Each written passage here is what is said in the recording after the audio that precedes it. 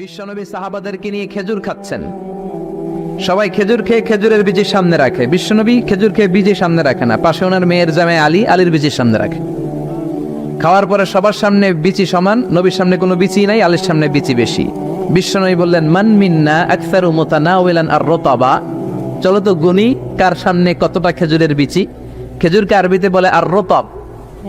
খেজুরের যে কত আরবি আছে আপনি কল্পনাই করতে পারবেন না। উট আরব দেশে বেশি, তাই উটের আরবি আছে 400টা। খেজুর হয় বেশি, খেজুরের আরবি আছে 100 খানিক।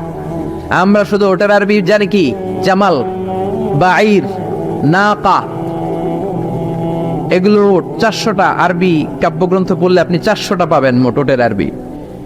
তেমনি খেজুরকে আমরা জানি তামার। সৌদি আরব মিশরে তামার বললে চিনবেই না, বলতে হবে বালাহ। আতি কিলো বালাহ, 1 কেজি বালাহ দেন। বালাহ মানে খেজুর, তামার মানে খেজুর, রতাব মানে খেজুর। কোরআনে আছে রতাবান জানিয়া। মারিয়াম যখন সৈয়দনা ঈসা আলাইহিস সালামকে প্রসব করলে, তার করলো কে? এই জন্য যে সমস্ত নারীরা পেটের মধ্যে বাচ্চা আছে, সন্তান সম্ভবা, তারা খেজুর খাবেন। বাচ্চারে সুস্থ রাখবে কে? আবার মক্কায় মদিনাতে নতুন বাচ্চা জন্ম নিলে বিশ্বনবী বাচ্চার কাছে যে খেজুর খেয়ে খেজুর মিশ্রিত বিশ্বনবীর মুখের লালা বাচ্চার মুখে লাগিয়ে দিত। আল্লাহু আকবার।